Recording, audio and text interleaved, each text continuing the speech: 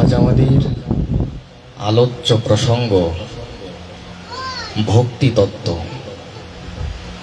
এ বিষয়ে আমাদের কিঞ্চিত সাক্ষাৎকার। আপনারা দেখছেন জয় গীতা চ্যানেল। শূন্যাং জ্ঞানো কর্মাদনপ্রীতম আনুকূল্যেন কৃষ্ণানুশীলনাম ভক্তিরুত্তমা।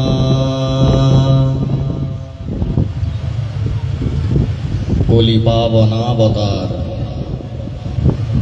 স্বয়ং ভগবান পরতত্ত্ব সীমা পরম ঔদার্য পুরুষোত্তম সদারাধ্য সদা সেব্য সর্বদেবেশ্বরেশ্বরেশ্বরেশ্বর পরম প্রেম পুরুষোত্তম কলিযুগ জীবের একমাত্র আশ্রয় ও পরম গতি। গৌড়িয়ার প্রাণ সর্বস্ব, আমাদের হৃদয় সর্বস্ব, হৃদয়াধিদেবতা হৃদয় রাজাধিরাজ পরম প্রেমাবতারী শ্রী শ্রী গৌর নিত্যানন্দের অপার অনুকম্পায় শ্রী শ্রী যুগল কিশোর রাধা মাধবের পরমানুকম্পায় এই পাবনক্ষণে, এই চিন্ময়ক্ষণে হরি কথার প্রারম্ভে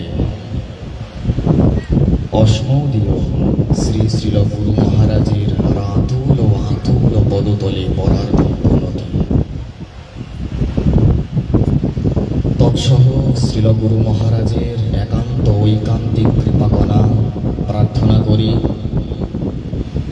তৎসহ আমার সম্মুখে উপস্থিত সকল পূজ্যজন, মাননীয় জন,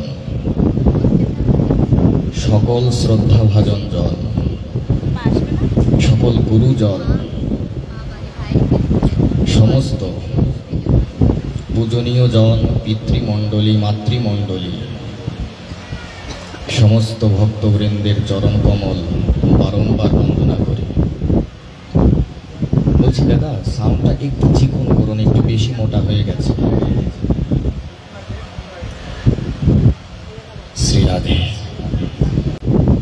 আজ আমাদের আলোচ্য প্রসঙ্গ ভক্তি তত্ত্ব। এ বিষয়ে আমাদের কিঞ্চিত সাক্ষাৎকার।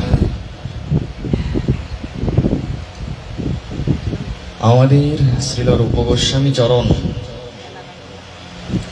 তিনি উত্তমা ভক্তি কাকে বলে এ বিষয়ে উনি জানিয়েছেন। উনি বলছেন, অন্যাভিলাষিতা শূন্যং জ্ঞান কর্মাদনপ্রীতম আনুকূল্যেন কৃষ্ণানুশীলনম ভক্তিরুত্তমঃ। বলছে যে দেখো, সেই ভক্তিকেই উত্তমা ভক্তি বলা যাবে যেই ভক্তির ভেতরে কোনো প্রকার চাওয়া পাওয়া থাকবে না, ফলাধি সন্ধান রহিতা যে ভক্তি, কোনো ফলাকাঙ্ক্ষা থাকবে না। আমি যে ভগবানের ভক্তি করছি, এই ভক্তির পেছনে কিংবা ভক্তির উদ্দেশ্যে আমি তোমার কাছ থেকে এই এই জিনিস চাই, এমন কোনো ভাবনা থাকবে না।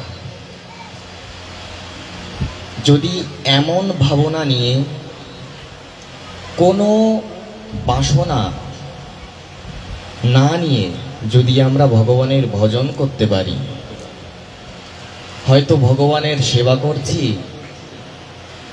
সেবা করে হয়তো চিন্তা করছি যে সেবার দ্বারা ভগবানের সমান ঐশ্বর্য পাব, ভগবানের ধামে যেতে পারব, ভগবানের সমান রূপ পাব।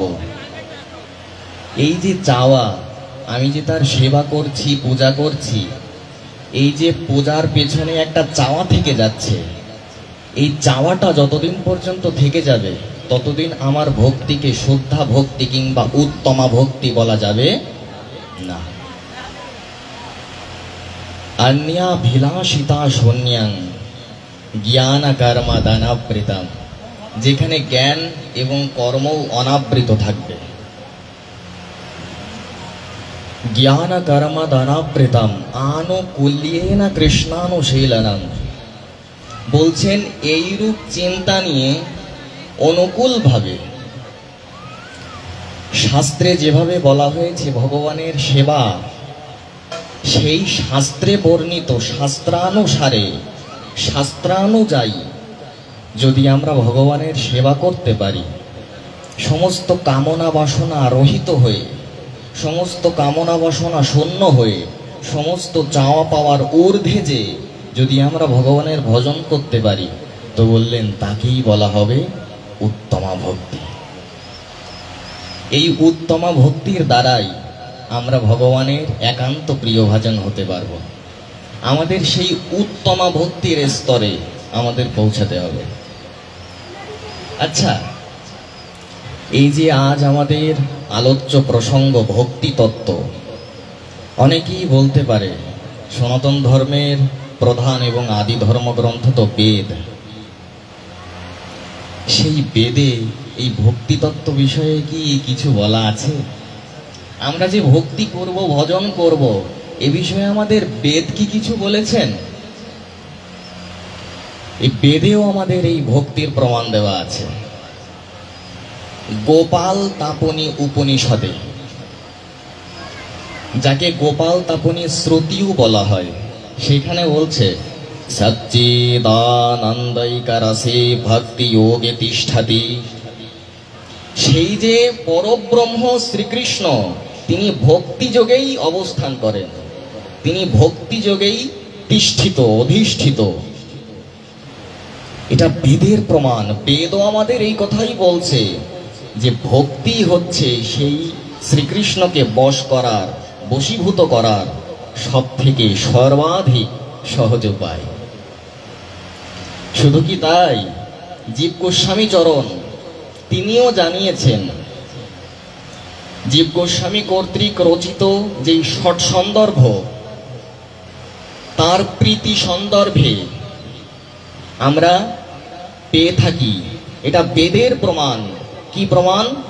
ভক্তিরেবৈনাম নয়তি ভক্তিরেবৈনাম দর্শয়তি ভক্তি বাসা পুরুষঃ ভক্তিরেব ভূয়সি ইতি শ্রূয়তে। এটা জীব গোস্বামী প্রমাণ দিচ্ছেন সাক্ষাৎ বেদ থেকে। বেদের প্রমাণ চয়ন করলেন উনি বলছেন এই ভক্তি আমাদের ভগবানের কাছে নিয়ে যাবে। সমস্ত বেদ যদি পর্যালোচনা করা যায়, সমস্ত বেদ যদি বেদাভ্যাস, বেদানুশীলন করা যায়, তো এটাই আমরা বুঝতে পারবো যে ভক্তির থেকে শ্রেষ্ঠ আর কিছুই নেই। এই ভক্তির দ্বারা আমরা অনায়াসে সেই ভগবান শ্রীকৃষ্ণকে বশীভূত করতে পারবো। এটা বেদের প্রমাণ দিয়েছেন আচার্য চরণ। আচ্ছা, এই ভক্তি কাকে বলে? ভক্তির তো একটা সংজ্ঞা থাকা লাগবে। এই ভক্তির সংজ্ঞা আমাদের রূপ গোস্বামী দিয়েছেন। উনি ব্রহ্মজামাল তন্ত্র থেকে একটা শ্লোক উদ্ধৃত করে ভক্তি কাকে বলা হয় উনি প্রমাণ দিয়েছেন। কি প্রমাণ? শ্রুতি স্মৃতি পুরাণাদি পঞ্চরাত্র বিধিং বিনা ঐকান্তিকি হরের ভক্তির উৎপাতৈব কল্পতে। ভক্তির সংজ্ঞা দিলেন যে দেখো, ভক্তি তাকেই বলা যাবে। বলে কাকে? যেটা শাস্ত্রে লেখা আছে। যেটা শাস্ত্রে লেখা নেই এবং আমার আচরণের সঙ্গে যদি শাস্ত্রের মিল না থাকে, তাহলে কখনোই সেটাকে ভক্তি কিংবা ভজন বলা যাবে না। এটা রূপ গোস্বামী প্রমাণ দিচ্ছেন আমাদের। এর মানে আমাদের আচার্য আরো একটা সংকেত দিয়েছেন। কি সংকেত? বলে দেখো, তুমি হয়তো তোমার মনোকল্পিত একটা খেয়াল খুশি মতো একটা কিছু করলে, কিন্তু ওটা যদি শাস্ত্রে লেখা না থাকে তাহলে ওটাকে ভক্তি বলা যাবে না, বরঞ্চ ওটা উৎপাত হয়ে যাবে। কি হয়ে যাবে ভক্তগণ? ওটা উৎপাত। এই জন্য আচ্ছা, এই ভক্তির সংজ্ঞা নারদ পঞ্চরাত্রেও লেখা আছে। গ্রন্থের নামটা কি বললাম? নারদ পঞ্চরাত্র। সেখানেও লেখা আছে। কি লেখা আছে? সুরর্ষে বিহিতা শাস্ত্রে হরিমুদ্দিশ্য ক্রিয়া। বললেন ভক্তি তাকেই বলে যেটা শাস্ত্রে লেখা আছে, এবং ভক্তি তাকেই বলে যেই কর্ম, যেই কার্য ভগবানের প্রীত্যর্থে, ভগবানের প্রসন্নার্থে, ভগবানকে খুশি করার নিমিত্তে, তাকেই ভক্তি বলে।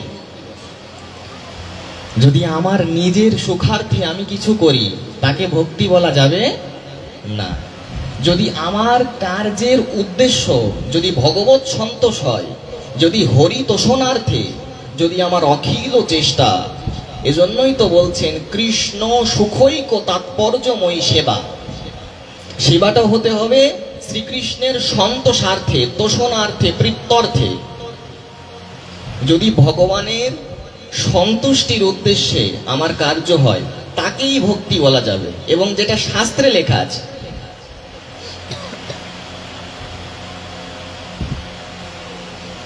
যেটা শাস্ত্রে লেখা নেই তাকে ভক্তি বলা যাবে না, তাকে উৎপাত বলতে হবে। এবং শাস্ত্রে যেটা লেখা নেই সেটা করলে ভগবানকে আমি খুশিও করতে পারবো না। আচ্ছা, ভক্তির সংজ্ঞা নারদ পঞ্চরাত্র দিলেন।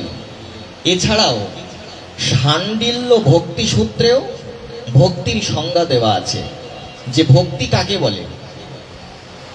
শাণ্ডিল্য ভক্তি সূত্রে বলছেন সা পরানুরক্তিরিশ্বরে, মানে ভগবানের প্রতি আমার পরানুরক্তি, ঈশ্বরের প্রতি আমার পরানুরাগ। অনুরাগটা কেবল সাধারণ অনুরাগ নয়, বললেন পরা অনুরাগ, পরাভক্তি। শ্রীকৃষ্ণের প্রতি আমার আসক্তি, তাকেই প্রকৃত ভক্তি বলা যাবে। এইভাবে আমাদের বিচার করতে হবে। সাউন্ডটা এমন হলো কেন? মাইকটা না দিলে হবে না?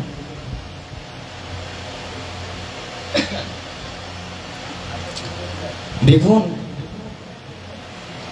এই যে আমরা যেই শ্লোকটা দিয়ে আরম্ভ করেছি, যে আনুকূল্যেনা কৃষ্ণানুশীলনাম, আমাদের সেবাটা হতে হবে অনুকূলময়ী, আনুকূল্যময়ী। আচ্ছা, ভক্তি রসামৃত সিন্ধু গ্রন্থ, এটা তো আমাদের একটু পড়তে হবে এবং বুঝতে হবে। এবং এই যে এখানে যেই আনুকূল্যের কথা বলা হচ্ছে, হরি ভক্তি বিলাসের একাদশ বিলাসে একটা শ্লোকে বলছেন, কি বলছেন?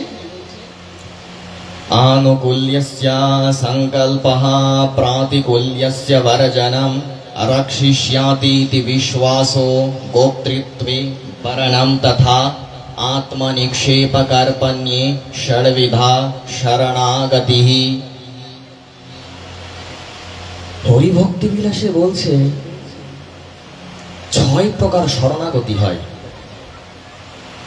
সেই 6 প্রকার শরণাগতির মধ্যে একটা হচ্ছে দৃঢ় বিশ্বাস, যে কৃষ্ণ আমাকে উদ্ধার করবেই করবে, ভগবান আমাকে রক্ষা করবেই করবে। এটা হচ্ছে 6 প্রকার শরণাগতির মধ্যে একটা। তো এই প্রকার আনুকূল্যময়ী একটা ভাব থাকতে হবে, ভগবানের প্রতি আনুকূল্যময়ী, অনুকূলময় একটা ভাব থাকতে হবে। শাস্ত্রবিহিত ভাব, শাস্ত্র বহির্ভূত ভাব নয়। আচ্ছা, আমরা হয়তো শাস্ত্রের কথাগুলো শুনছি, ভালোও লাগছে, কিন্তু এই শাস্ত্রের আচরণ যখন করতে বলা হচ্ছে তখন আমাদের সেটা ভালো লাগছে না। হয়তো ভালোই লাগছে শুনতে, একটু সাধুদের সঙ্গ করো, একটু হরিনাম সংকীর্তন করো, একটু তিলক করো, একটু মালা করো, হ্যাঁ ভালোই লাগছে। কিন্তু আমি যদি এখন করতে বলি যে এগুলো একটু আচরণ করুন, তখন সহসা আমাদের এটা ভালো লাগে না। আসলে যদি সুকৃতি না থাকে তাহলে কিন্তু এক জন্মে এই বৈষ্ণব হওয়া যায় না। এখন আপনারা বলবেন যে বাবা এর কোনো প্রমাণ আছে কি যে এক জন্মে বৈষ্ণব হওয়া যায় না? বলে আছে বই কি, এর প্রমাণ দেওয়া আছে ব্রহ্ম বৈবর্ত পুরাণে। পুরাণের নামটা কি ভক্তগণ? সবাই একটু বলুন, আপনারা কথা বললে আমারও আনন্দ লাগবে। পুরাণের নাম হচ্ছে ব্রহ্ম বৈবর্ত পুরাণ। সেইখানে বলছে যে দেখো, ক্ষুদ্রদেবম সহস্রেষু দশ জন্মাসু ভাস্করম শতো জন্মস্য সমোপস্য বৈষ্ণবো ভবেৎ। কি অপূর্ব কথা বললেন! বললেন শতো জন্মসু সমোপস্য বৈষ্ণবো ভবেৎ। এই যে এখন বৈষ্ণব হয়েছি, এর আগে সহস্র সহস্র জন্ম ক্ষুদ্র ক্ষুদ্র দেবতার উপাসনা করেছি, বিভিন্ন দেব দেবতার ভক্ত ছিলাম। যেমন ধরুন এই যে অনেক লৌকিক বৈদিক দেবতা, যেগুলো এখনো পর্যন্ত বৈদিক দেব দেবী বলে এখনো স্বীকৃত হয়নি, মানুষ লোকাচার দেশাচার বলে পূজা করে। যেমন শীতলা পূজা, ইতু পূজা, আপনাদের এদিকে হয় নাকি? এইরকম অনেক অনেক জন্ম ইতু পূজা করেছি, তারপরে ধরুন মঙ্গল চণ্ডীর পূজা করেছি, ধরুন শীতলা মায়ের পূজা করেছি, ধরুন মা ভদ্রকালিকার পূজা করেছি। অনেক অনেক জন্ম বিভিন্ন দেব দেবতার পূজা করতে করতে করতে হয়তো কেউ কালী ভক্ত হতে পারে। এটা ব্রহ্ম বৈবর্ত পুরাণের প্রমাণ, আমার কথা নয়। বিভিন্ন দেব দেবতার পূজা করতে করতে কেউ কালী মায়ের ভক্ত হতে পারে। এইবার আরো অনেক জন্ম মা কালীর পূজা করতে করতে করতে কেউ শিবের ভক্ত হতে পারে। কার ভক্ত? শিবের ভক্ত। এইরকম অনেক জন্ম শিবের পূজা করতে করতে করতে কেউ নারায়ণের ভক্ত হতে পারে। কার ভক্ত? নারায়ণের ভক্ত। এইরকম অনেক জন্ম নারায়ণের পূজা করতে করতে করতে কেউ রামের ভক্ত হতে পারে, কিংবা বিষ্ণু ভক্ত হতে পারে। এরকম অনেক জন্ম রামের ভক্ত, বিষ্ণুর ভক্ত, তাদের পূজা করতে করতে করতে করতে কেউ কৃষ্ণের ভক্ত হতে পারে।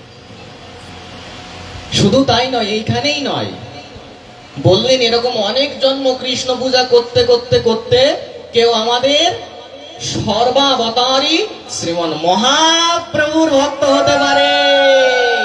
বলিয়ে শ্রীমন মহাপ্রভু কি! অনেক দুর্লভ যারা এ জন্মে বৈষ্ণব হতে পেরেছেন, যারা গৌর ভক্ত হতে পেরেছেন, যারা গৌরনিষ্ঠ কৃষ্ণ ভক্ত হতে পেরেছেন। চিন্তা করে দেখুন, এটা শাস্ত্রের প্রমাণ, আমার কোনো বানানো গল্প নয়। এজন্য এই যে ভক্তি, দেখুন এই ভক্তির বিষয়ে চৈতন্য চরিতামৃত এবং অন্যান্য গ্রন্থাদিতে বলছেন আচার্য চরণ, শুদ্ধ ভক্তি হইতে হয় প্রেম উৎপন্ন, অতএব শুদ্ধ ভক্তির কহিয়ে লক্ষণ।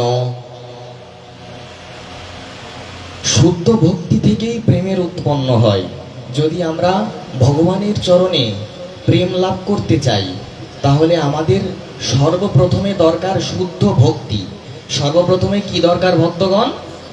শুদ্ধ ভক্তি। এই শুদ্ধ ভক্তির দ্বারা আমরা ভগবানের চরণে প্রেম লাভ করতে পারব। বললেন যে অতএব শুদ্ধ ভক্তির কহিয়ে লক্ষণ, অন্য বাঞ্ছা অন্য পূজা ছাড়ি জ্ঞান কর্ম, আনুকূল্যে সর্বেন্দ্রিয়ে কৃষ্ণানুশীলন। এই শুদ্ধা ভক্তি ইহা হইতে প্রেমা হয়, পঞ্চরাত্রে ভাগবতে এই লক্ষণ কয়। আচার্যচরণ বলছেন শুদ্ধা ভক্তি কাকে বলা হয়, এই শুদ্ধা ভক্তি আসলে কি? বলে দেখো, অন্য বাঞ্ছা অন্য অভিলাষ কিছুই থাকবে না। আমি যে ভগবানের ভজন করছি, তার পূজা করছি, তার সেবা করছি, এর পেছনে আমার কোনো চাওয়া পাওয়া থাকবে না যে ভগবান তোমাকে এত এত পূজা করছি, এত তোমার নাম করছি, আমাকে 1 কোটি টাকা দিয়ে দাও।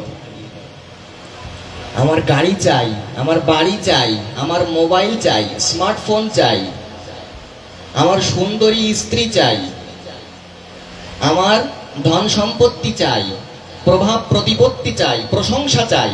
যদি ভগবানের পূজা করতে করতে করতে এইগুলো চিন্তা করি, তাহলে সেই পূজাকে, সেই ভক্তিকে কখনো শুদ্ধা ভক্তি বলা যাবে না। আচ্ছা, এই যে আমি যেই কথাগুলো বলছি, এর প্রমাণ কোথায়? এর প্রমাণ ভাগবতেই লেখা আছে। কি লেখা আছে? মদ্গুণ শ্রুতি মাত্রেনা পুমাन् ভবতি নির্মলঃ, মদ্গুণ শ্রুতি মাত্রেনা ময়ি সর্বগুহাশয়ে মনোগতিরবিচ্ছিন্না, यथा गंगं भसोऽयं बुधो लक्षणं भक्तियोगस्य निर्गुणस्य युदारितम् अहोइतुकी अव्यवोहिता, यथा भक्ति पुरुषोत्तमे सालक्यो सार्ष्टि सामीप्यो सारूप्योऽैक्यत्वमपि युतो दीयमानं न गृह्णन्ति বিনমৎসেবনম জনঃ। এই প্রমাণটা কোথায় পাবেন? ভাগবতের 3য় স্কন্ধের 29 অধ্যায়ের 11, 12 এবং 13 নম্বর শ্লোক। সেখানে বলছে, এই যে আপনারা এতটা মনোযোগ দিয়ে ভগবানের কথা শুনছেন, কি হবে? বলে দেখো, গঙ্গা নদী যেমন স্বভাবতই সমুদ্রের দিকে প্রবাহমান, নদী যেমন সাগরের দিকেই বয়ে চলে, তদ্রূপ যারা আপনারা এতটা মনোযোগ দিয়ে ভগবানের কথা শুনছেন, আপনাদের মনোগতিও সে ভগবানের দিকেই ধাবিত হবে। এই জন্য ভগবানের কথা শোনার কোনো বিকল্প নেই। যখনই মনোযোগ দিয়ে তার কথা শুনবো, আমাদের মনোগতি বিষয়াভিমুখ থেকে প্রত্যাবর্তন করে সেই ভগবানের চরণের দিকেই অগ্রসর হবে। এই জন্য তার কথা শোনার একান্ত আবশ্যিকতা, একান্ত প্রয়োজন। দেখুন, এইখানে শুদ্ধ ভক্তদের লক্ষণ বলা হয়েছে। কেমন লক্ষণ? শুদ্ধ ভক্তদের কি বললেন দেখুন। সাক্ষাৎ ভগবান এবং ভক্তের সঙ্গে কথোপকথন হচ্ছে। ভগবান তার ভক্তকে বলছে, আচ্ছা তুমি যে আমাকে এত সেবা করো, এত পূজা করো, আমি তোমাকে এখন পঞ্চবিধ মুক্তি প্রদান করব। 5 প্রকারের মুক্তি। কি কি? শালক্য। আচ্ছা, মুক্তি কয় প্রকার বললাম ভক্তগণ? সবাই একটু বলুন। 5 প্রকার। কি কি এগুলো? প্রথমত শালক্য। শালক্য কাকে বলে? অর্থাৎ ভগবানের সমান, অর্থাৎ ভগবান যেখানে থাকেন সেই রকম একটা স্থান আমাকে ভগবান প্রদান করবেন, একে বলে শালক্য মুক্তি। তারপরে কি বলছেন? শালক্য সার্ষ্টি। সার্ষ্টি কাকে বলে? বললেন ভগবানের সমান ঐশ্বর্য, ভগবানের যত সম্পত্তি, যত সম্পদ, তত সম্পত্তি যদি ভক্তকে, শুদ্ধ ভক্তকে দিতে চায়, শুদ্ধ ভক্ত গ্রহণ করে না। এইগুলো 2 নাম্বার। তারপরে বলছেন সামীপ্য। সামীপ্য কাকে বলে? ভগবান ভক্তকে বলছেন যে তুমি কি আমার নিকটে বাস করতে চাও? আমার নিকটে তুমি বাস করতে চাও কি? একে বলে সামীপ্য, ভগবানের নিকটে বাস। এরপরে বলা হচ্ছে সারূপ্য। সারূপ্য কাকে বলে? বললেন ভগবানের সমান রূপ। ভগবান ভক্তকে বলছে, তুমি আমার সমান রূপ ও মাধুর্য চাও কি? শুদ্ধ ভক্ত বলছে, না, আমি তো তোমার সমান রূপ চাই না, আমি তো তোমার মতন দেখতে হতে চাই না। এ গেল 4 নাম্বার। আর 5 নাম্বারে বলছেন সাযুজ্য। সাযুজ্য কাকে বলে? বললেন ভগবানের শরীরের সঙ্গে লীন হয়ে যাওয়া, অর্থাৎ ভগবানের সঙ্গে একাত্মতা। আচ্ছা, যদি ভগবানের শরীরের সঙ্গে আপনি লীন হয়ে যান, তাহলে এখানে ভগবানের সেবা আপনি করতে পারবেন তো? যদি ভগবানের শরীরের সঙ্গেই আমি মিশে গেলাম, তাহলে তো আমার দ্বারা ভগবানের সেবা হলো না। এই জন্য শুদ্ধ ভক্ত কখনো এই 5 প্রকার মুক্তি চান না। সাক্ষাৎ ভগবান পর্যন্ত এসে বলে, ভক্ত তোমাকে এই 5 প্রকার মুক্তি দেব, তুমি নেবে কি? ভক্ত প্রত্যাখ্যান করে দেয় এবং বলে, ভক্ত যে ভগবান, আমি এই 5 প্রকার মুক্তির একটাও চাই না, আমি শুধু চাই তোমার শ্রীচরণারবিন্দ, যেন জন্মে জন্মে তোমার ওই শ্রীচরণারবিন্দে আমার অহৈতুকী মতি থাকে। এজন্যই তো শ্রীমন মহাপ্রভু শিক্ষাষ্টকমে আমাদের জানিয়ে দিয়েছেন। যারা আপনারা এই শিক্ষাষ্টকমের শ্লোকগুলো পড়েছেন, শুনেছেন, তাদের অত্যন্ত মর্মস্পর্শ করে। সাক্ষাৎ মহাপ্রভুর লেখা কি না, সাক্ষাৎ গৌর হরির স্বহস্তে লিখিত। এই যে শিক্ষাষ্টকমের শ্লোকগুলো দেখুন, একদম প্রথম শ্লোকেই কি বলছেন? চেতদর্পণমার্জনম ভব মহাদবাগ্নি নির্বাপনম শ্রেয়া কৈরব চন্দ্রিকা বিতরণম বিদ্যাবধূ জীবনম। মহাপ্রভু নিজে আমাদের এই আশ্বাস দিয়েছেন, যদি তুমি নিরপরাধে হরিনাম করতে পারো, নিরপরাধে হরিনাম করতে করতে করতে একদিন অবশ্যই তোমার চিত্তশুদ্ধি হবেই হবে। এই বিশ্বাসটা রাখো। কি জানিয়েছেন? না ধনাম না জনম না সুন্দরী কবিতাম বা জগদীশ কাময়ে মম জন্মনি জন্মনীশ্বরে ভবতাৎ ভক্তির হইতু কি ত্বয়ি। কি জানিয়েছেন? শুদ্ধা ভক্তি কাকে বলে?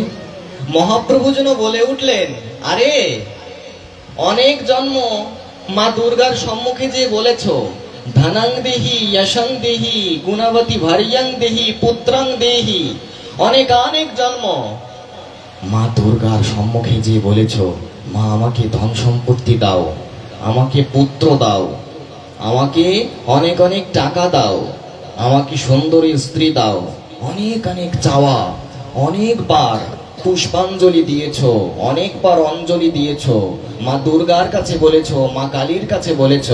মহাপ্রভু যেন বলে উঠলেন, ওরে জীব, কলিহত জীব, এবার তোমাদের জন্য আমি নতুন কিছু নিয়ে এসেছি। কি নিয়ে আসলেন? বললেন, অনেক জন্ম বলেছ যে এটা দাও ওটা দাও, অনেক জন্ম এই কথা বলেছ।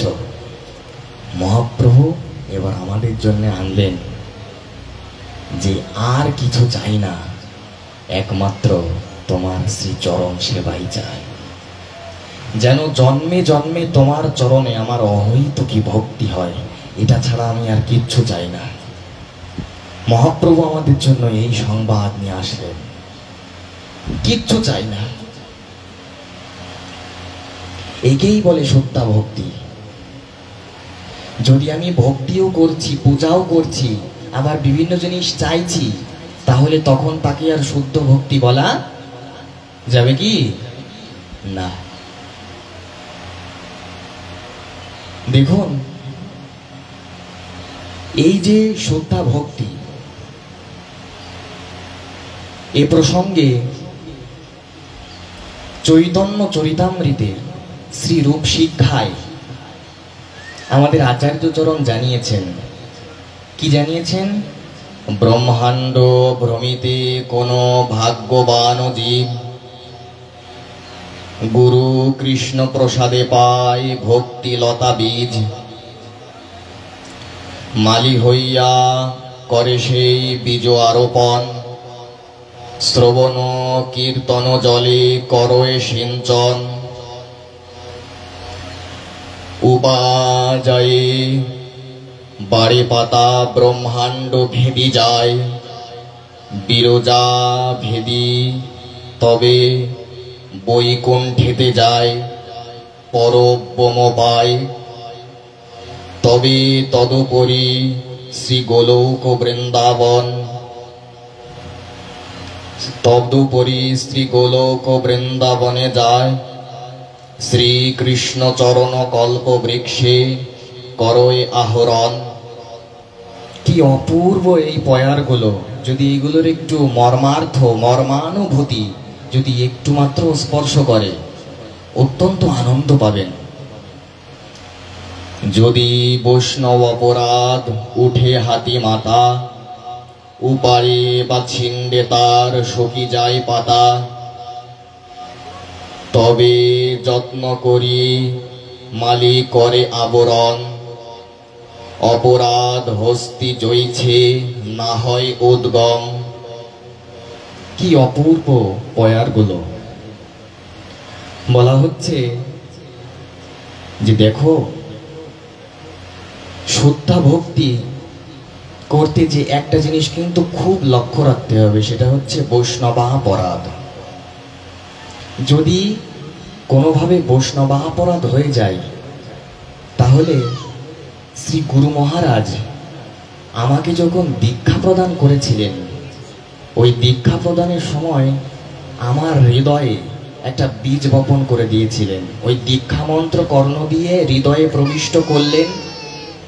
শ্রী গুরু মহারাজ যখন হৃদয়ে ওই বীজটা বপন করেছেন, আচ্ছা, যদি আপনি কোনো মাঠে হোক কোনো খেতে হোক, যদি আপনি বীজ বপন করেন, বীজ বপন করার পরে যদি আপনি পরিচর্যা না করেন, তাহলে সেই মাঠ থেকে সেই ক্ষেত থেকে আপনি ভালো ফসল পাবেন তো?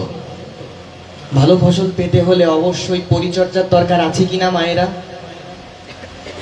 তো শ্রী গুরু মহারাজ যখন দীক্ষা প্রদান করেছেন, গুরু মহারাজও আমাদের মধ্যে একটা বীজ রোপণ করেছেন। এই বীজটাকে আমরা কিভাবে পরিচর্যা করব? বললেন, এখন আপনারা যা করছেন, এই যে শ্রবণ কীর্তন, এই শ্রবণ কীর্তনকে জলের সঙ্গে তুলনা করা হচ্ছে। কিসের সঙ্গে ভক্তগণ? জলের সঙ্গে। আপনারা যখন অত্যন্ত মনোযোগ দিয়ে এই শ্রবণ কীর্তন রূপ জল আপনার সেই শ্রী গুরু প্রদত্ত মন্ত্ররূপ বীজকে প্রদান করবেন, তখন সেই জল পেয়ে সেই বীজ যখন অঙ্কুরিত হবে, অঙ্কুরিত হয়ে যখন বৃদ্ধি পেতে থাকবে, বৃদ্ধি পেতে পেতে পেতে পেতে যখন চারায় রূপান্তরিত হবে, চারায় রূপান্তরিত হয়ে যখন বৃক্ষে রূপান্তরিত হবে, সেই বৃক্ষ থেকেই আপনি সেই বিশুদ্ধ প্রেম ও ভক্তি ফল আপনি পেয়ে ধন্য হতে পারবেন। যেমন গাছে আম হয় না, যেমন লিচু হয়, ঠিক শ্রী গুরু মহারাজ যে বীজ বপন করেছেন, সেই গাছে কিন্তু আম কাঁঠাল লিচু কিছু হবে না, সেই গাছে হবে প্রেম ভক্তি। আচ্ছা, শ্রী গুরু মহারাজের নিকট থেকে দীক্ষা তো নিয়েছি, কিন্তু এখনো পর্যন্ত সেই ভক্তি কিংবা প্রেম আমার হচ্ছে না কেন? বললেন, আমি বৈষ্ণব অপরাধ হয়তো করছি। অপরাধ, পূর্বজন্মের অপরাধ কিছু থাকে, বর্তমান জন্মের কিছু অপরাধ থাকে। এই অপরাধ যতক্ষণ পর্যন্ত থাকছে, ততক্ষণ কিন্তু সহসা এই প্রেম ভক্তিটা পাবেন না। যদি বৈষ্ণব অপরাধ থাকে, যদি সেবা অপরাধ থাকে, যদি নামা অপরাধ থাকে, যদি ধামা অপরাধ থাকে, তাহলে সহসা এই প্রেম ভক্তি আমাদের হৃদয়ে অবস্থান করতে চান না। আচ্ছা, আপনাদের একটা দৃষ্টান্ত দিই, অপূর্ব দৃষ্টান্ত। একটা মুশিক, ইঁদুরকে মুশিকও বলা হয়, সে একটা মন্দিরে বসবাস করত। তো প্রত্যহ ওই ইঁদুরটা ভগবানকে যখন আরত্রিক প্রদান করা হতো, ইঁদুরটা এটা দেখত। একদিন সেই ইঁদুর ভগবানের যেই আরত্রিক করা প্রদীপ, সেই প্রদীপ থেকে সলতে নিয়ে সে দৌড়াতে শুরু করেছে। দৌড়াতে যে ওই যে প্রদীপের যে সলতেটা আছে না, ওটা ইঁদুরের দন্তে আটকে গেছে, জড়িয়ে গেছে।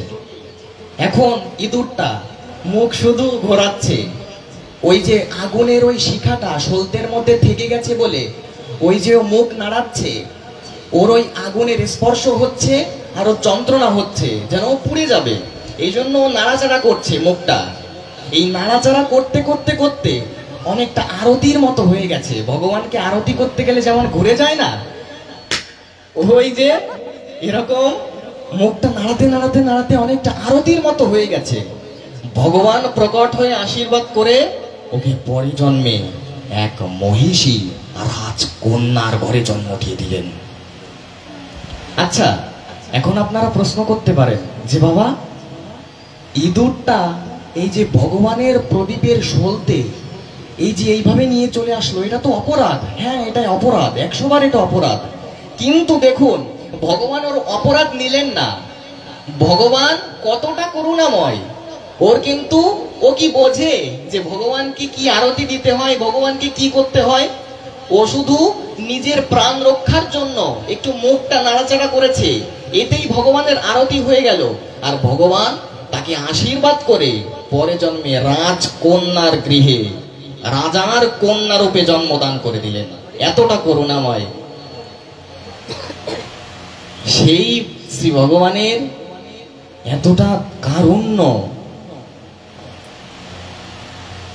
দেখুন, এই যে বৈষ্ণবাপরাধ বলুন, সেবাপরাধ, নামাপরাধ, ধামাপরাধ, এগুলো একান্তভাবে মনোযোগের সঙ্গে যদি আমরা এগুলো বর্জন করতে পারি, তাহলে আমরাও এ জন্মেই সমস্ত পাপ, সমস্ত অপরাধ থেকে যদি আমরা শাস্ত্রে যেভাবে বর্ণনা করা আছে সেইভাবে যদি আমরা ভক্তি করতে পারি, সেইভাবে যদি আমরা ভজন করতে পারি, তো এ জন্মেই আমরা ভগবানের শ্রীচরণে পৌঁছে যেতে পারবো। নিতাই গৌর হরি বল। বলিয়ে শাস্ত্র ভগবান কি। সবাই একটু জয়ধ্বনি করুন, তাহলে সবার পাপ থেকে মুক্ত হয়ে যাবেন। শাস্ত্র ভগবান কি। সবাই মুখে অন্তত বলুন একটু জয়।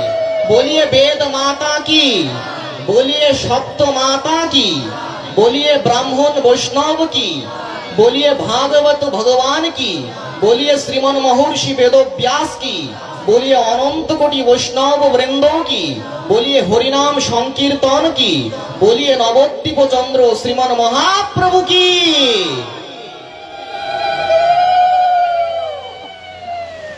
আমাদের কি বললেন দেখুন, বলছে যে দেখো, এই শ্রবণ কীর্তন এটাকে বলা হচ্ছে জল। আমাদের ভাগবতে নববিধা ভক্তির উল্লেখ করা হয়েছে, অর্থাৎ 9 প্রকার।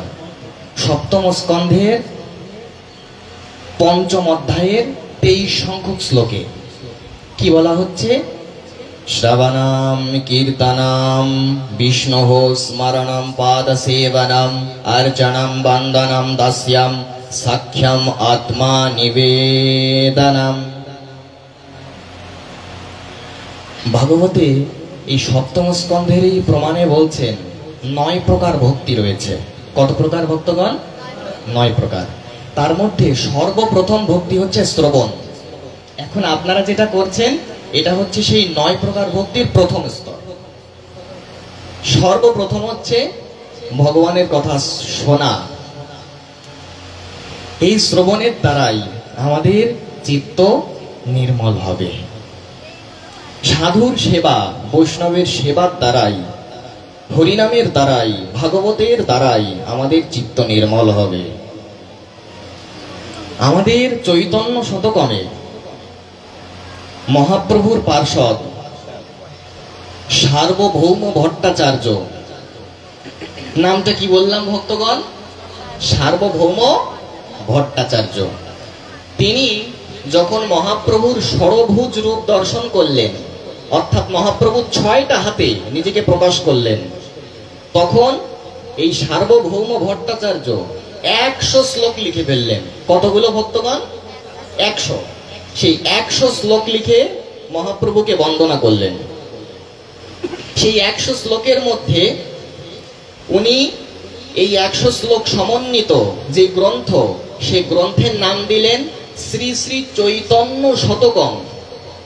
গ্রন্থের নামটা কি দিলেন? চৈতন্য শতকম।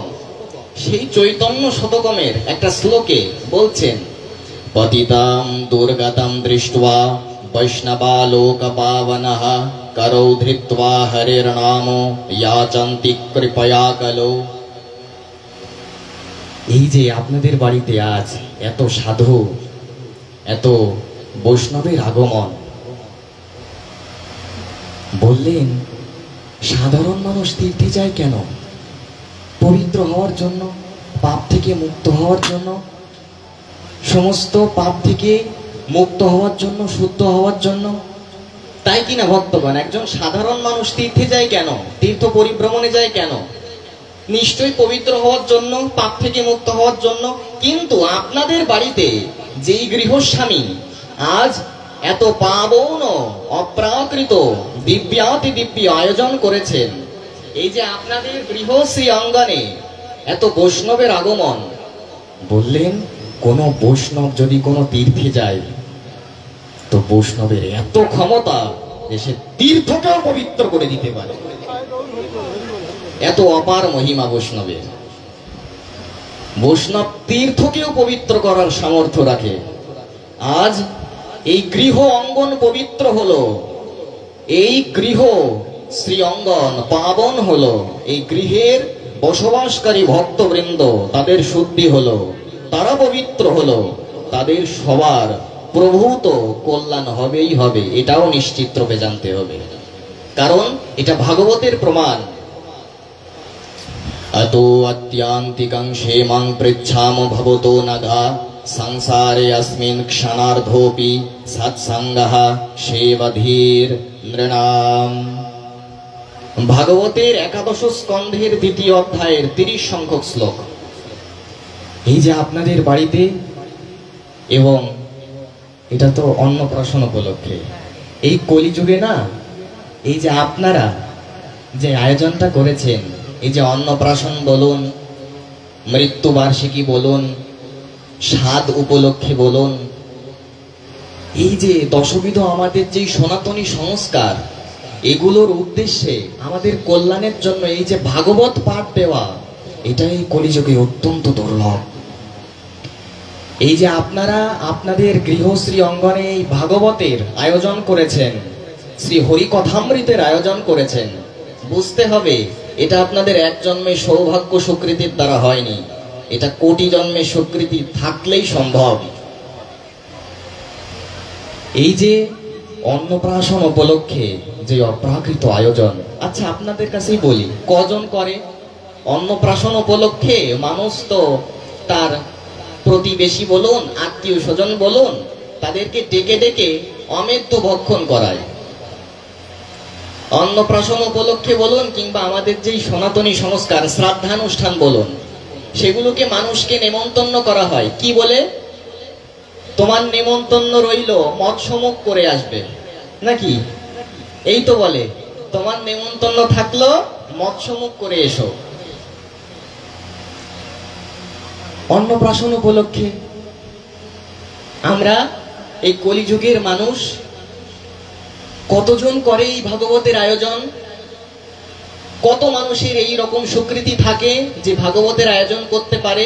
এই বুদ্ধি তো তার মস্তিষ্কে আসবে না যে একমাত্র পরম মঙ্গল কল্যাণের পথ এই শ্রী ভাগবত ধর্ম, এটা তার বুদ্ধিতেই আসবে না যদি তার স্বীকৃতি না থাকে। এই জগতের মানুষ, এই কলিযুগের মানুষ অন্নপ্রাশন উপলক্ষে ভাগবত দিতে চায় না, বরঞ্চ মানুষকে ডেকে অমেধ্য ভক্ষণ করায়, কুমেধ্য ভক্ষণ করায়।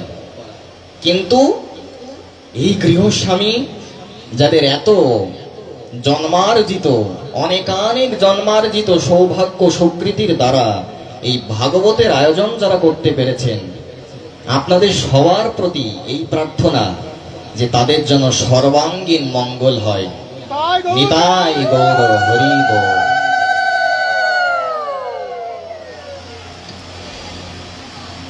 এটা অত্যন্ত দুর্লভ এ কলিযুগে। দেখুন, এই যেই আমরা ভক্তি তত্ত্ব নিয়ে আলোচনা করছিলাম, আমরা এই কলিযুগের মানুষ চারটা খুঁটির বাইরে বের হতে পারি না। চারটা খুঁটি মানে শ্মশানে যখন কাউকে দাহ করা হয় কতগুলো খুঁটি থাকে মা? চারটে।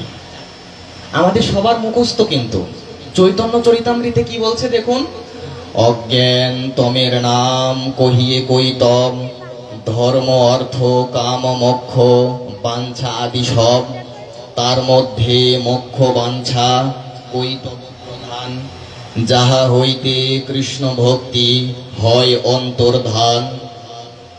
এই যে শ্মশানে যেই চারটে খুঁটি থাকে না, এগুলো কি কি? সবার মুখস্থ। ধর্ম, অর্থ, কাম আর মোক্ষ। আচ্ছা, এই কলিযুগের মানুষ এটা কিন্তু প্রায়শ জানতে পারে না যে এই চারটা খুঁটির বাইরেও আর একটা অতিরিক্ত খুঁটি আছে। এই চারটা যেই আমরা খুঁটি দেখতে পাচ্ছি, এই চারটা স্তরের ওপরেও আরো একটা অতিরিক্ত স্তর আছে। সেই অতিরিক্ত স্তরটা কি? বললেন শ্রীকৃষ্ণ ভক্তি। সেই ভগবত ভক্তি, নারায়ণ ভক্তি, গোবিন্দ ভক্তি, গৌর ভক্তি। সেই গৌর ভক্তি, কৃষ্ণ ভক্তি হচ্ছে সেই পঞ্চম পুরুষার্থ। পঞ্চম পুরুষার্থ কৃষ্ণ প্রেম মহাধন, কৃষ্ণের মাধুর্য রস করায় আস্বাদন। প্রেমা হইতে হয় কৃষ্ণ নিজ ভক্ত বশ, প্রেমা হইতে পায় কৃষ্ণের সেবা সুখ রস। কি অপার কথা! ভগবান শ্রীকৃষ্ণ ভক্তির দ্বারাই বশ, আর এই ভক্তিটা, এই শ্রীকৃষ্ণ ভক্তি হচ্ছে পঞ্চম পুরুষার্থ। কত পুরুষার্থ ভক্তগণ? পঞ্চম পুরুষার্থ। অর্থাৎ ওই চারটা খুঁটির বাইরে সর্বোচ্চ উত্তুঙ্গ শিখর, সেই পঞ্চম পুরুষার্থ কৃষ্ণ প্রেম। কৃষ্ণ চরণ গন্ধ যেই জন পায়, ব্রহ্মানন্দ সুখ তারে কভু নাহি ভাই। পঞ্চবিধ মুক্তি ত্যাগ করে ভক্তগণ, ফলগু করি মুক্তি দেখে নরকের সম। চৈতন্য চরিতামৃতে আচার্য বলছেন, শুদ্ধ ভক্ত কিচ্ছু চাই না, কিচ্ছু চাই না গোবিন্দ, কিচ্ছু চাই না। আমার শুধু একটাই প্রার্থনা, একটাই আকাঙ্ক্ষা, একটাই অভিলাষ, আমি যেন জন্মে জন্মে তোমার দাসানো দাস হয়ে তোমার শ্রীচরণার অবিন্দ সেবা করতে পারি। এই একটাই চাওয়া।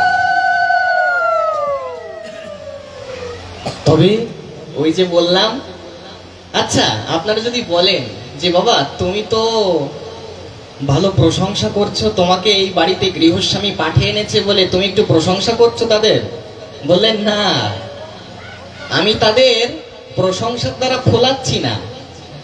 তাহলে বললেন এটা শাস্ত্র বলছেন। কোন শাস্ত্র? বৃহৎ নারদীয় পুরাণ। সেই বৃহৎ নারদীয় পুরাণে 37 অধ্যায়ে 49 নম্বর শ্লোক, 50 নম্বর শ্লোক এবং 47 নম্বর শ্লোক, সেইখানে যদি একটু পড়া হয় তাহলে পাবেন। এই যে আমি গৃহস্বামীকে যা বললাম, এই যে আজকে এই আয়োজন যারা করেছেন তাদের যেই কথাগুলো বললাম, এই কথাগুলো কিন্তু আমি তাদের প্রশংসার জন্য বলছি না, এটা শাস্ত্রের কথা। যে আমাকে এনেছে বলে তাদের একটু একটু মিষ্টি মিষ্টি কথা বলে যাচ্ছি না। শাস্ত্র বলছেন, জন্মকোটি সহস্রস্তু পুণ্যাইহি ইয়াইহি সামোপার্জিতাঃ। কি অপার মহিমা বলছেন। তেষাম ভক্তির ভবেৎ শ্রদ্ধা দেবদেবী জনার্দনে। বললেন যাদের সহস্র কোটি, 1 কোটি নয়, 2 কোটি নয়, সহস্র কোটি জন্মে সৌভাগ্য সুকৃতি থাকে, বললেন তারাই এই ভাগবতের অনুষ্ঠান করতে পারে, তারাই বৈষ্ণব হতে পারে, তারাই গৌরনিষ্ঠ হতে পারে, তারাই এই শ্রী ভাগবতের আয়োজন করতে পারে। বলিয়ে ভাগবত ভগবান কি। এটা অত্যন্ত দুর্লভ ভক্তগণ, খুব দুর্লভ, খুব দুর্লভ। এই জন্য যদি আমরা জীবনে পরম মঙ্গল চাই, তাহলে অবশ্যই অন্নপ্রাশন উপলক্ষে, শ্রাদ্ধ উপলক্ষে, মৃত্যুবার্ষিকী উপলক্ষে আমাদের সনাতন ধর্মের যে সংস্কারগুলো আছে, ষড়বিধ সংস্কার বলুন, দশবিধ সংস্কার বলুন, সেগুলোর জন্য আমাদের হরি কথা যদি আমরা বাড়িতে দিতে পারি, যদি ভাগবত যদি বাড়িতে দিতে পারি, তাহলে আমাদের সর্বশ্রেষ্ঠ হবে। এটাই সর্বোত্তম বলে আমাদের শাস্ত্র ব্যাখ্যা করছেন। আচ্ছা, চৈতন্য চরিতামৃতে একটা বিষয় নিয়ে অনেকের একটু দ্বিধা কিংবা সংশয় আছে,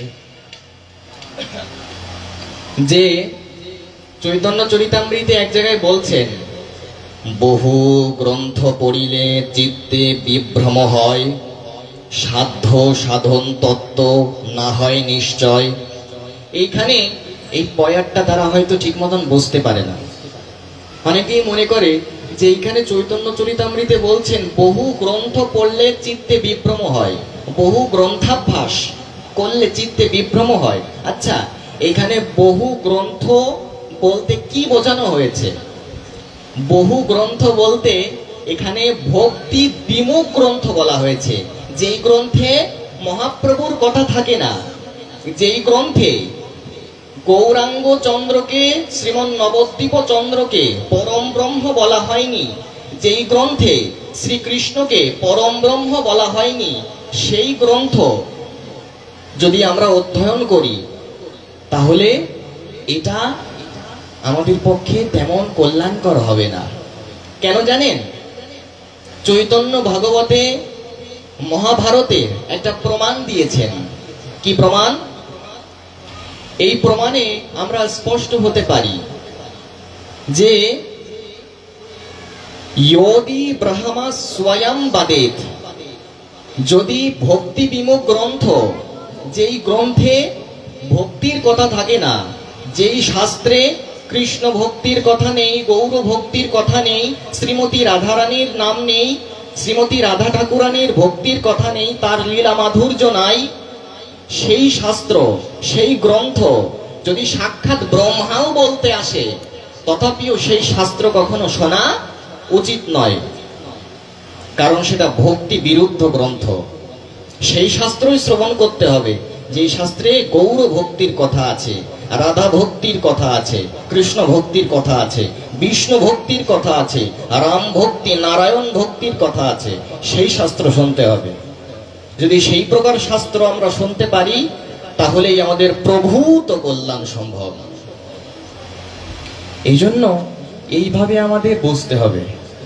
আচ্ছা, আপনাদের এখন একটা বাস্তব আচার্যের একটা কথা বলি, এই সমাজে বর্তমান প্রেক্ষাপট বলি।